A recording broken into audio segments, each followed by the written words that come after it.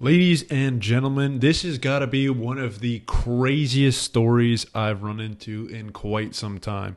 If you haven't heard about it already, essentially 4 children survived over 40 days in the Amazon jungle after a plane crash. So not only did they survive the initial plane crash, but they survived 40 days in one of the most remote, dangerous locations on the entire planet.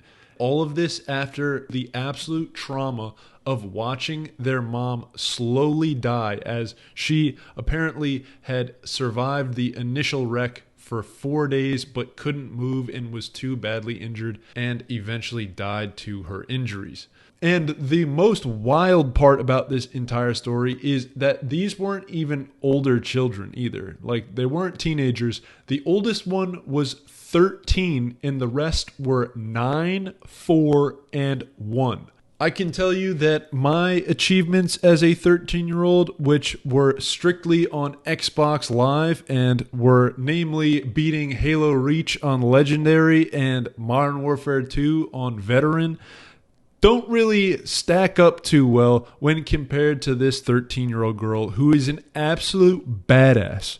I'm a big fan of Bear Grylls and Survivor Man, but I don't even think that these guys would fare this well. I mean, she took care of a family of 4 with some really young children in the middle of the jungle for 40 days.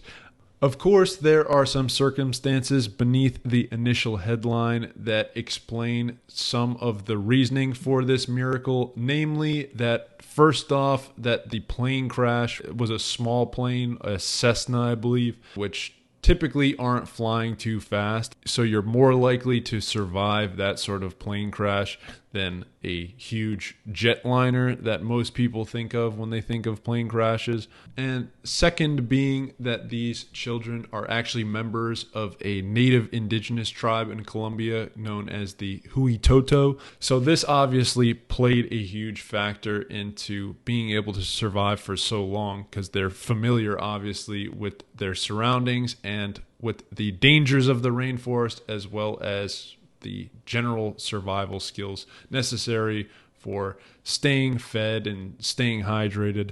So this obviously played probably the biggest factor other than surviving the initial plane crash.